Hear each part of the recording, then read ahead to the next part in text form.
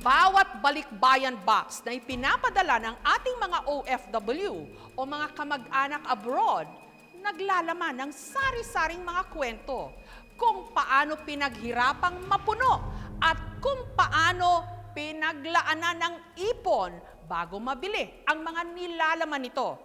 Kaya naman ganun na lang ang galit ng mga kamag-anak ng mga OFW nung nabalitang ang mga balikbayan box na hindi na-claim basta-basta na lang ibebenta online sa bagsak presyong halaga. Kasi nung nakaraang araw nga, habang nagsaswipe nga ako sa Facebook, meron nga ako nakitang isang post na meron daw mga balikbayan box na hindi na daw nakiklaim na mga kapadalhan, mga taon na or dekada na. Wala na mga information na nakalagay dito sa balikbayan box na to, kaya naman binili ko siya. Nagbukas ng malaking issue ang unboxing video na ito ng content creator. Ang kanya kasing binuksan, isang balikbayan box na ipinadala pero hindi nakarating sa dapat sana'y pagbigyan dito sa Pilipinas. Ayon sa kanya, ibinenta na pala kasi ang sinabing unclaimed balikbayan box na ito online sa bagsak presyong halaga na 5,500 pesos. Grabe na kayong laman nito. At sinimulan na nga ang unboxing. Parang ang dami niyang laman sa loob. May unan, kumot, pabango, lotion na lahat imported. Talagang OFW talaga nagpadala nito kasi alam na alam niya yung mga lagayan ng balikbayan box. Grabe ko nabasag na plato. Siguro sa pagkakabiyahe niya to. Ang vlog, inulan ng batikos. Blood, sweat and tears yun bago mapuno. Tapos, ganun-ganun lang? This is so unfair. Kawawa mga kababayan natin. Pinaghirapan nila yan.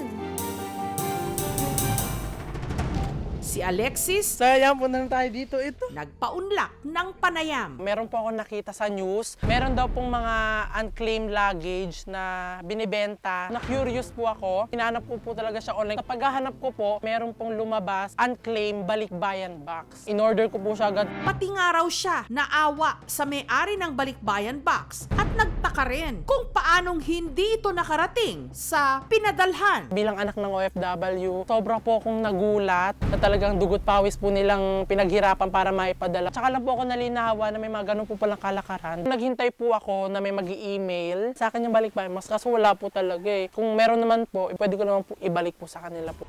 Pero ito ang hindi na ipakita ni Alexis sa kanyang vlog sa pag-inspection niya sa nabili niyang balikbayan box. May nakita siyang parang clue sa kung sino ang nagpadala at pagbibigyan dapat nung kahon. May mga nakasulat pong numero, tas meron din po siyang pangalan. Late ko na po siya nakita nung na-upload ko na po yung video. Sinubukan ni Alexis na tawagan ang nakalagay ditong numero. Sumagot kaya ito? Hello po? Sa pag-check ng aming team online, nagulat kaming talamak na pala ang bentahan ng mga sinasabing unclaimed balikbayan box. Sinubukan naming i-message ang page, pero walang tumugon.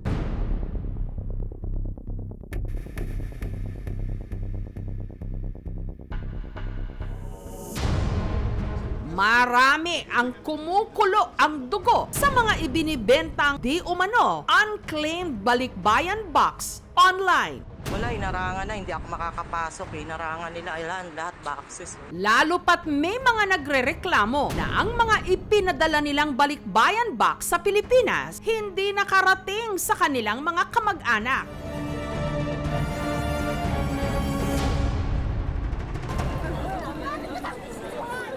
Kagaya na lang ng dating OFW at ngayoy mahigit 3 dekada nang nakatira sa Japan na si Ella, hindi niya tunay na pangalan.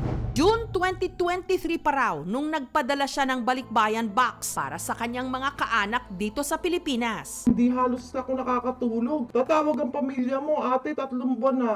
Nak, 4 na buwan na. Nak, 5 buwan na yung bagahe. Bakit hindi pa dumarating? ang laman ng mga kahon na ilang buwan din daw niyang pinuno ng mga damit, gamit sa bahay, noodles at tsokolate. Nagkakahalaga raw ng mahigit 100,000 pesos. Ang courier na pinadalhan niya ng mga ito, ang suki raw niyang forwarding company sa Japan na pag-aari rin ng isang Pilipino. Ang bayad namin, 9,000 yen. Sa pera natin, 5,000. Wala naman sinabing insurance. Ang nakalagay lang, pagka kung sakaling mawala siguro ang bagahe, babayaran nila kung magkano yung total na nilagay namin.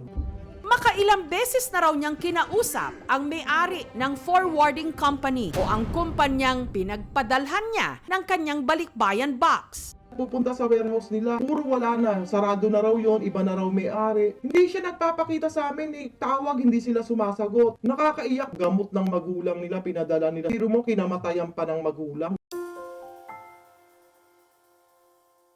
Grabe ang hirap na dinanas namin sa pag-iipon ng bagahe, tapos biglang mawawala na parang bula. Biro mo 4 na buwan, 5 buwan, bubunuhin namin mapuno yan. Yung konting sahod namin na natatanggap na sobra sa bagahe, ilalagay namin sa kahon para sa pamilya namin. Hindi namin matatanggap. Ang sakit nun, sobrang sakit. Ang kanyang pagkadismaya ipinost ni Ella sa social media. At nagulat siya nung pagka-post niya online na discover niyang may halos 200 tao na kapareho rin niya ang reklamo. Isa sa kanila ang taga-Antipolo Rizal na si Ann na ang biyenan nagtatrabaho rin sa Japan. Ang balikbayan box na ipinadala rin nito sa parehong courier na pinagpadalhan ni Ella. Laman pa man din daw ang mga produkto para sa itatayo sana nilang online business sa Pilipinas. Mag-i-start sana kami mag-asawa na ibenta yung iba doon sa online, yung mga chocolate, sabon, yung ramen. Yung amount ng box na yun is nasa 40,000 up. Ang balikbayan box na yon, 2 buwan lang daw dapat ang inabot bago ito natanggap. Nag-follow up ako sa kanya noong January 4. Wala na ba talagang pag-asa lumabas bagahe namin? Di ako nakikipag-away, pero tumupad ka naman sa mga pangako mo, maawa ka sa mga OFW na kapwa mo. Pilipino. Ang sagot niya, inaayos pa dun po talaga namin sa custom. May inaantay lang po talaga kaming final amount and clearance. Yung huling message niya, nung January 9, pasensya na po talaga at wala pa update. Na-expired na lahat ng laman. Yung cup noodles doon, sira na lahat. Chocolate ngayong taon, sira na siya. Ano pang aasahan namin sa box na yun pagdating? Wala na. Paano pa namin ibebenta yun? Lumapit na din kami sa mga police stations, DOC, DTI. Kaso wala, ipasa-pasa talaga nangyayari. Si Mercedes naman, hindi rin niya tunay na pangalan. Pinadalhan ng kanyang hipag sa Japan ng balikbayan box din na ang laman, tansya niya, nasa 50,000 ang halaga. Naroon pa raw ang damit na dapat sana'y isusuot nila sa kasal ng kanyang pamangkin. Para po pag nag-attend po kami, hindi naman po kami mukhang nakakaawa. Pero nakapag-march at nakapag-honeymoon na raw ang bride at groom, ang mga damit na isusuot sana ni na Mercedes na nasa balikbayan box, hindi pa rin dumarating. Dahil hindi po nga dumating si Box, nadoble po yung gastos niya. Nagpabili pa ulit po siya ng mga kakailanganin namin sa kasal. Umaasa pa rin po kami kasi base sa mga nakikita ko pa naman, wala pa naman pong case na isusubasta daw po yan. Talagang OFW talaga nagpadala nito kasi alam Hanggang napanood din daw nila ang video ni Alexis. Sana po mapakinggan kami na yung isa mong, kasi po, ang dami po namin pamilya yung naghihintay. Hala, pwede palang mangyari sa bagahe namin yun. Hindi namin na-receive. Bigla na lang palang ibibenta sa iba ng sobrang ganun kamura. Parang maiiyakan na lang talaga. Natapos ang Pasko, bagong taon, naasahan namin lalabas. Di ba hindi lumabas? Kaya mas lalong masakit sa amin yun. Sana pa maganda yung Pasko ng pamilya namin. Walang nangyari. Nasaan na nga kaya ang hinahanap nilang mga balikbayan box? At higit sa lahat, legal nga bang ibenta ang mga ipinadalang balikbayan box na sinasabing unclaimed? Samantala, ang Bureau of Customs nag-utos ng imbestigahan ang bentahan ng balikbayan box online. May proseso rin daw silang sinusunod sa paraan ng disposal ng unclaimed balikbayan boxes. May mga agreement, binibigyan ng consent ng sender ang shipper at forwarder na kung hindi sila makakomply sa pagbabayad or di kaya pagkiklaim within the prescriptive period ay merong consent na ibinibigay sa forwarding companies para i-dispose yung kanilang mga boxes labas sa jurisdiction ng Bureau of Customs. It's a contractual obligation between the sender at yung forwarder. Pag may ganito, pinaimbestigahan natin. We don't want na magkaroon ng ganitong practice. Ang ilang forwarding company naman, aminadong ang mga unclaimed balikbayan box, ibinibenta talaga nila kung isang taon na itong hindi nakukuha ng pinadalhan. Ano ibabayad mo sa custom? Ano ibabayad mo sa delivery?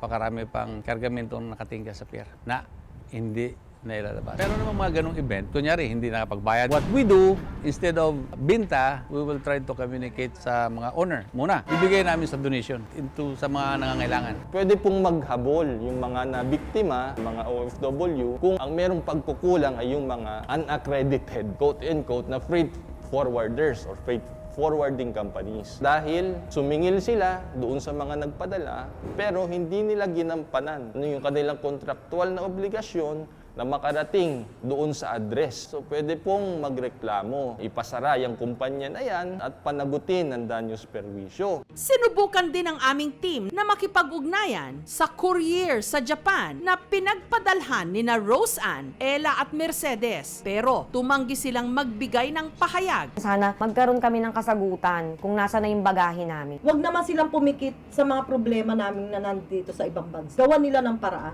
Base doon sa records natin, itong forwarding company na ito ay hindi pinroseso at hindi rin binayaran yung mga fees para mailabas niya yung mga boxes. So nagresulta ito sa abandonment ng mga balikbayan boxes na hanggang ngayon ay nandito sa Bureau of Customs. Pagka ganyan, una sinasamo natin yung forwarding company. Hindi namin pwedeng payagan na basta nila abandonuhin dahil hindi sila yung talagang may-ari ng mga boxes. Ang dapat, nire-require namin pa rin sila na bayaran lahat ng mga fees para ma-release nila yung cargo at i-deliver nila. Nire-recommend din natin na masuspend at ma-blacklist ito. At ngayon, in the event na hindi nila ito aksyonan, nilabas pa rin natin yan, nilocate natin isa-isa yung mga may-ari. Samantala, sa pag-check ni Alexis ang nabili niyang unclaimed balikbayan box na kanyang in-unbox, nakakita siya ng pangalan at contact number ng pinadalhan nito sa Pilipinas.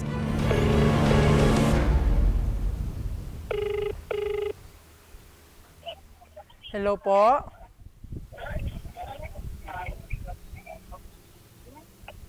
Hello po? Pinapatay po talaga eh. Sinubukan din ng aming team na puntahan ang address hanggang nakita nila ang taong pinadalhan dapat nito.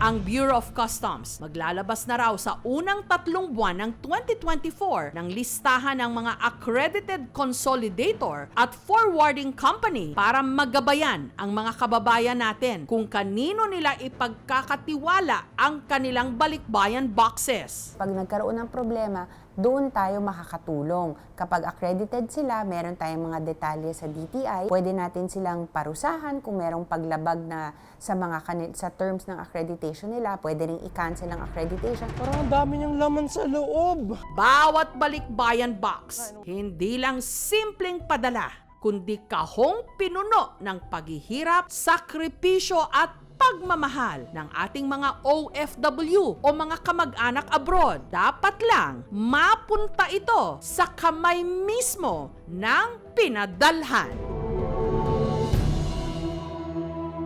Thank you so much mga kapuso. Kung nagustuhan niyo po ang videong ito, subscribe na sa GMA Public Affairs YouTube channel. Don't forget to hit the bell button for our latest updates.